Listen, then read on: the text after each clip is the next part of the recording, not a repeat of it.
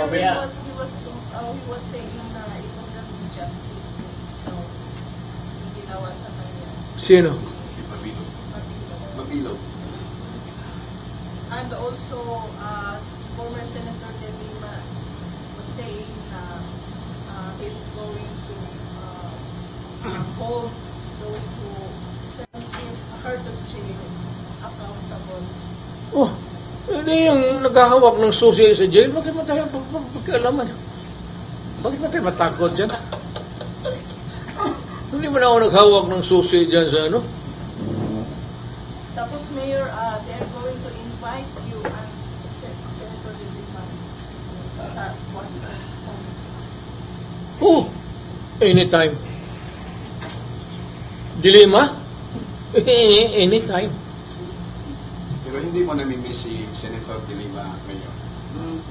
Well, as a human being, I would say that as much as possible, I just want to make peace with everybody. But if she starts to fuck everything, hindi kita atrasan. Parang she just... Wala naman akong pinikulan. May kopya pa ako sa video eh. Parang she also wants to make peace. So, Well, that is another thing. Kaya sabihin, di ganito ka. Tanungin ko sa kanya, anong gusto mo? Siya yung may bagahe. Alam mo, hindi niya dapat ako. Alam mo kung bakit? Sige siya yaw-yaw sa akin. Hindi ako sasagot. Bitawan ko lang yung video ulit. Magpakopya ako. Pati sa Amerika, pabili ko doon sa retail na mga X-rated. Yung mag-rent. Ano, hindi magtinuod. Tanawa ni Mayor. Tanawa sa Mayor. Kami mga Gusto niya tignan uli. Sabihin mo uli. Sabihin niya uli yan. Kasi bitawan ko. Sabihin mo. Sabihin mo. Sabi ni Duterte, you make that statement again publicly.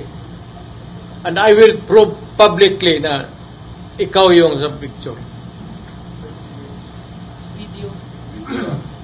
Pati yung totoo. Tanawa na yun. Ayun, nakapila. May babae. Kami na malaki.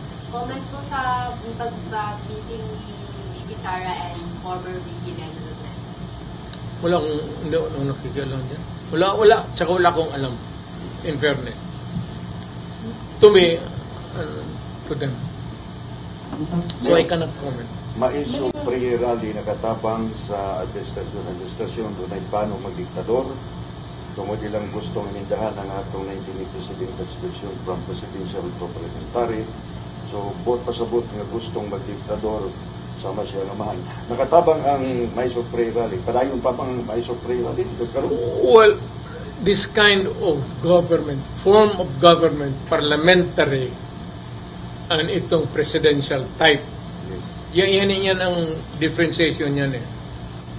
So, premier, which is elected by parliament, a president elected at large by the people. Alin dyan sa gusto ng Pilipino? Referendum or a plebiscite for as long as it is carried properly at walang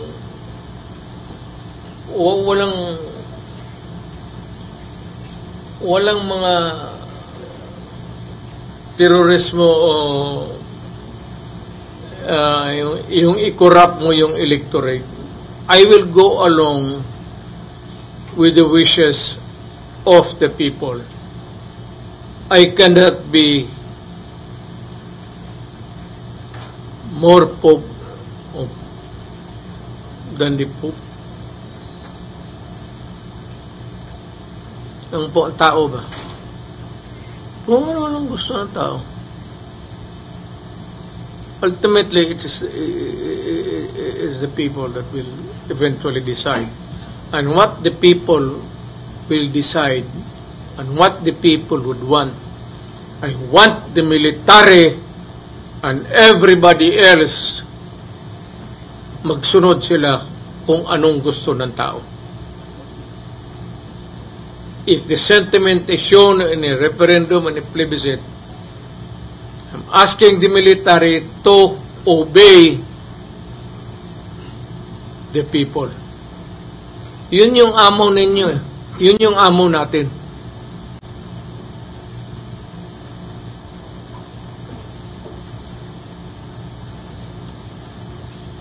Else. Mayor, kada sa mga 5 years. Karon pag gawas na ako ng resume sing. Close na. O pag gawas na ako ng sing, maglingkod ako dito sa kayam na yung putang ng pile opisina. Di malingkod ako nga to. Uban na ta.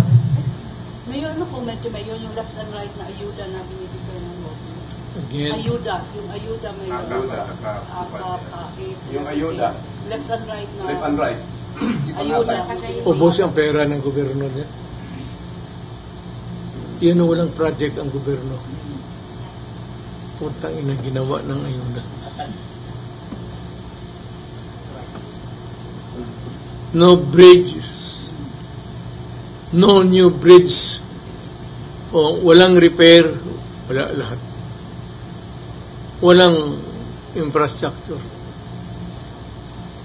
I am not passing judgment sa presidente.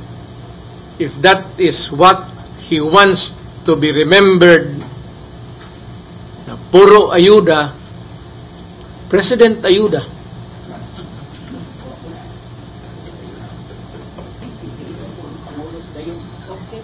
I don't know what's my ano ang tawag niya sa akin. Ako siguro presidency putang ina. Meron ng comment kung sabi ni VP Sara na yung national budget daw ang naghawak ni si Saldico at saka si Speaker Morales. Sila yung gamot po. Ay, totoo naman talaga yan. That's the reality of ang makakorek lang yan talaga if they want to correct it ang military. But itong military kasi medyo may ewan ko, I do not want to say the word. You know, if you're in military, just like in the other countries, hindi ka pwede magkudeta tapos ibigay mo kinabukasan, ibigay mo rin sa mga putang ina na kaya ka nagkudeta kasi hindi mo nagustuhan tapos iiwas sa uli mo. Kung magkudeta kayo uli, bigyan mo ng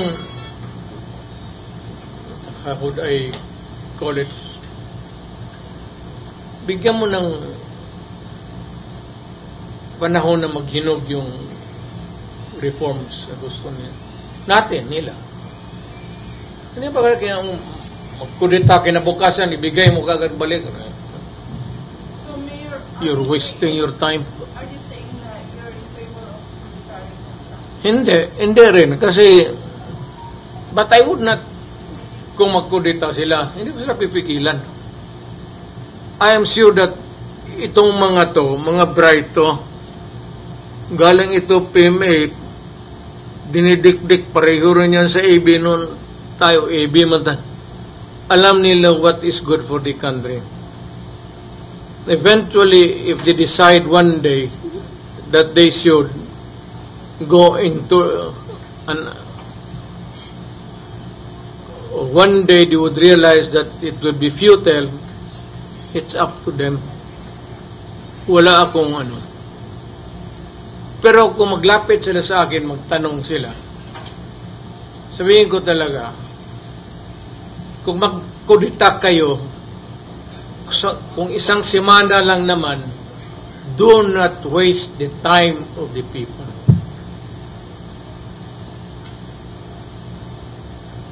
Pahinugin mo muna, then call for an election.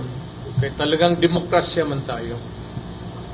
But you have to get rid of corruption, dyan sa lahat na Alam nila kung saan hanapin yan.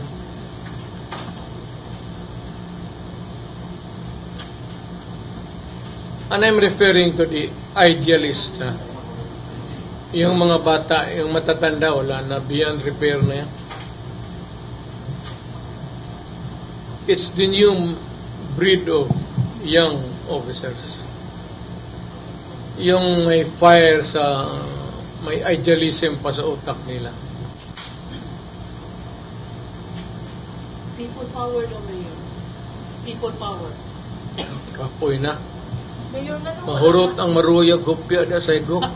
Yung tabo.